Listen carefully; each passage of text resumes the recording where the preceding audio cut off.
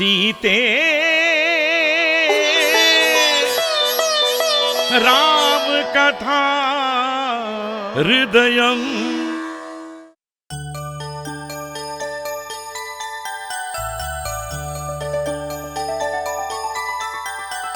महाराज, इस राजमहल में प्रस्तुत दिन तक जो हर्ष और उल्लास नहीं मिला वो इस शिशु के आगमन से पूरा हो गया। तुरंत इस शिशु का नामकरण पूर्ण करना चाहिए, जिसके पश्चात ये निविदा शिशु अपने नए नाम से इस राजमहल को उल्लास से भर दे। अवश्य गुरुदेव। देवों से दत्तक के रूप में भूमि माता से यह हमें प्राप्त हुई है। भूमि पर चलाई हुई रेखाओं को जैसे हम लोग सीता कहते हैं, वैसे ही क्या हम इसे सीता कहकर पुकार सकते हैं गुरुदेव? वाह, अवश्य। हल का कोना हल के कोने से खींची हुई रेखाओं को जैसे सीता कहते हैं, वैसे इस शिशु को सीता नाम बहुत ही उपयुक्त है महाराज, बहुत ही उपयुक्त है। महारानी, आप भी इस शिशु को एक नाम दे सकती हैं। जनक वंश के प्रकाश के रूप में आई इस शिशु को जानकी कहा जाए, ऐसी मेरी इच्छा है। अद्भुत। सीता जानकी दोनों सुभाषित। इस शिशु के जो चाचा हैं कुशध्वज युवराज, आप भी एक नाम सूचित कर सकते हैं। अवश्य गुरुवर।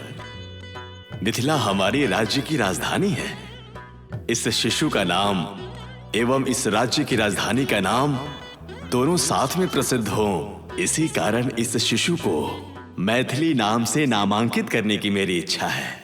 उत्तम, अति उत्तम। हाँ। सीता, जानकी, मैथिली, अद्भुत। सभी नाम सुभाषित हैं। गुरुवर्य, जैसे हम सब ने एक एक नाम सूचित किया, वैसे अगर आप भी एक नाम सूचित करें तो हम सबको बड़ा आनंद होगा। अवश्य। इस शिशु की प्राप्ति, इस स्थल की प्रगति, इस वंश के प्रगति के अनुकूल आप सभी ने इसे नाम दिया है। अब मैं भी आपके वंश के चरित्र को चिरस्थायी बनाकर रखने के लिए एक नाम को सूचित करता हूं। जनक वंश के पूर्वजों में अति प्रसिद्ध राजा अनवी चक्रवर्ती, जिन्होंने अपने देह को त्याग कर विदेहित होने की कथा आप सबको पता है। ऐसे विदेही वंश के राज्य को महालक्ष्मी के स्वरूप में प्राप्त हुई इस शिशु को मैं वैदेही नाम से संबोधित करता हूं। अद्भुत, अद्भुत है। सीता, जानकी, मैथिली, वैदेही, ये सभी नाम उचित हैं। इस शिशु के भाग्य से हमारे वंश की कीर्ति हमेशा अजरा अमर रहेगी, इस पर मुझे कोई संदेह नहीं। सावधान महाराज।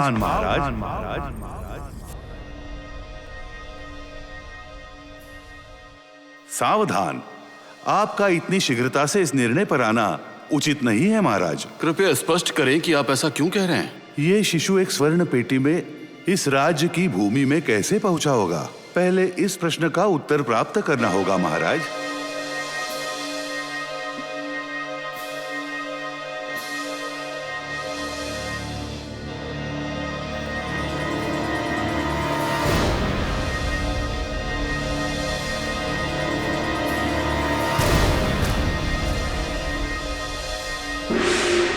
इस शिशु के पूर्व चरित्र को जानने के बाद ही कोई निर्णय ले सकते हैं।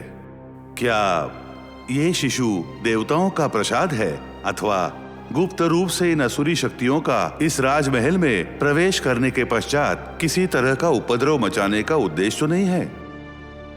नारायण नारायण नारायण नारायण।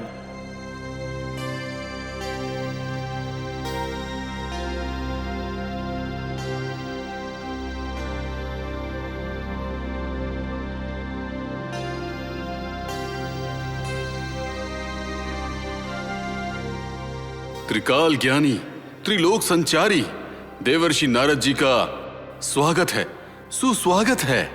इष्टार्थ सिद्धिरस्तु, वंशोभिवृद्धिरस्तु। ब्रह्म मानस पुत्र नारद महर्षि जी को नमो नमः। गौतम पुत्र शतानंद जी, सब कुशल? पूजनीय, आपके आशीर्वाद से, देवों के अनुग्रह से सब शुभ हो रहा है।